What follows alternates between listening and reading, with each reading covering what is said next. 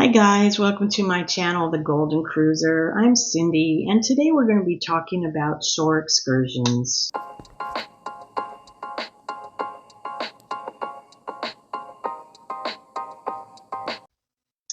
Now let's talk about those excursions that you book through the cruise ship. Are those worth it or not? Well, let's take a look and see. Some of the pros to book through the cruise ship is the cruise ship will guarantee to have you back on time or they will wait for you. Now, I know in all cases that's not true because I recently watched a video where the people were late getting back. They had paid through the cruise line and the ship had already left. But the ship did get them to the next port, but it may not always wait for you, just depending on the cruise line. Also, you feel a level of safety booking through the cruise ship because, they're actually setting it up for you. But a lot of times, some of the cons with that is they can be really crowded, the group cruises. They don't give you enough time on ports. You have to work in their schedule. So they might take you to one area and you've got like an hour and you want more time to explore the area. And they can be very expensive. So some of the other options are to, save money, avoid some crowds and things, you can either book through third-party vendors such as Viator, Expedia, or Shore Excursion Group. Now they guarantee they will get you back to the ship on time or they'll get you to the next port. Now, I've never used them before, but a lot of people have and say that it's a really good company. So you can check them out if you want to. You can also book directly on the sites that sell the tickets. For example, we're going to be going back to Alaska on our next cruise. In Skagway, they have the White Pass Railway, which is very popular. On our Royal Caribbean cruise right now, they are charging $175 per person for this train. And that's with a 30% discount, they say. You can actually go to the White Pass website, the White Pass and Yukon Route Railway website, which I will put the link in, and they're charging $150. So that's a $25 savings per person. So depending on how many people are with you, you can save some money there. A lot of the excursions you save money by booking through other ones other than the cruise line.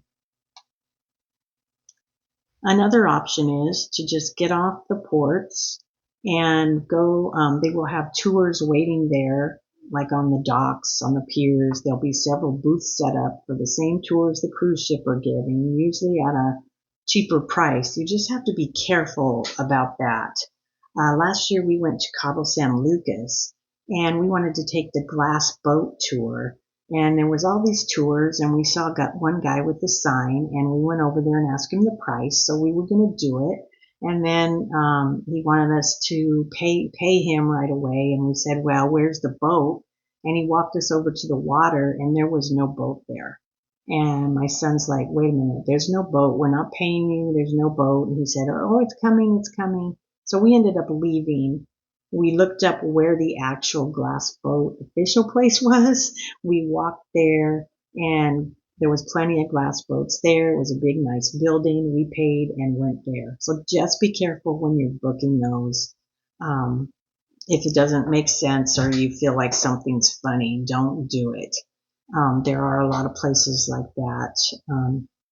In Mexico, another one when we were in Puerto Vallarta, right by the cruise ship, there was a van to take us down to the Malecon. Now, this wasn't through the cruise ship. It was just taxis and vans waiting. And so it took several of us down to the Malecon. But on the way there, I was sitting in the front seat with the driver.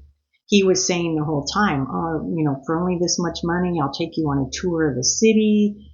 And I was saying, no, I didn't want to do that. We were just going to walk around.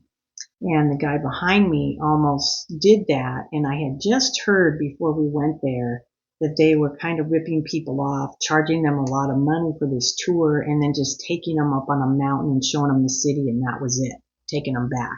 And there's not really anything you can do at that point. You're in Mexico, a foreign country. What are you going to do? It's your loss. So just be careful, use your common sense on those things. I have taken when we used to go down to Ensenada, and I don't really care for Ensenada, but I've been there a lot. The Bufadora tour is one of the big tours down there. It's a blowhole, and they have a big marketplace set up there selling their goods. And the cruise ship would always charge, I don't know how much anymore they charge for that tour, but you can get off the ships there, and there is it's like a shopping mall area where you can buy tickets and they'll take you on a tour just like the cruise ship. You have a tour guide. They're great. They're funny. And it was half price less than what the cruise ship was charging. So there are some times that you can get, your own cruise. Not your own cruise, your own excursions yourself other than booking through the cruise line. I have booked through Expedia to hop on and hop off the bus tour for San Francisco, and they have it for other areas. We got off in San Diego once, and there was trolley tours right there by the ship. We booked that. It took us around all of San Diego, over the Coronado Island, and then it drops you off wherever you'd like to be dropped off. We went to Old Town, had lunch, walked around there, and then it picks you back up and takes you back by the ship. So there are a lot of options. You can even just get off, go to the visitor center in the town you're at, get a map, look at what they have to offer. A lot of ports have museums or, places to hike, parks you can go to, all kinds of different things that are either within walking distance, or you can get a taxi or an Uber. I know in Alaska they have a bear refugee area, and the cruise ship is charging a lot of money for that. And I found out that tickets to get into that are so much cheaper than the cruise ship, is charging, and that to take an Uber or taxi there is really cheap. So just look around, look into these things, and see, if you want to do that or not. A lot of people would rather just book with the cruise ship, but you can save money by doing this other ways. There's also, when we were in, I want to let you guys know about this. I'm not really promoting them, although I have become friends with these people. In Mazatlan, one of the tours is the Pulmonia tours, which looks like a little golf cart, and they'll take you around a tour on the city.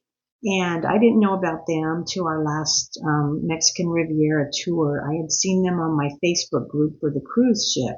So I got in contact with them. There's a really nice man that owns the company, Jesus, it's his company. And he had quoted me a price then, this was like over a year ago, for $100 for 3 of us for a 4-hour tour. And I thought that sounded really good, and he didn't want any money up front. You don't pay for it at all till the tour is over.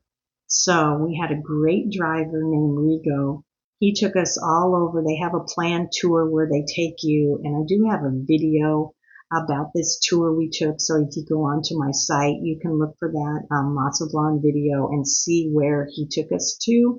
It doesn't have everything on there, but most of the highlights, like the big cathedral, open air markets, and, a hotel up on the mountain that looked over everything. He even said, you want to go to some, local areas and see how the locals live. He took us, by his house and how the stores they go to, and not just the tourist stuff. They stopped us at the beach, and if we wanted to go to lunch, he stopped us for lunch. So he'll take you pretty much anywhere you want to go. It was a great tour, so I do suggest that, and I will put that in my description also. So if you want to contact them, you can. You can tell them, Cindy sent you, because they know me now. We're still friends on Facebook and everything. They're really great. Also, if you're wanting to go to a beach resort, a day resort for the day, you can go to resortpass.com online, and you can book a luxury hotel where you go in for the day, and they have swimming pools, and usually they're right on the beach, and usually they'll serve you a buffet lunch all included, and those are pretty inexpensive, not that expensive to do for the whole day. I know they do that in Puerto Vallarta. And wherever you're going to go, you just put in where you're at, where you want to go to. It'll give you a list of different hotels, luxury hotels that you could go to the beach for the day.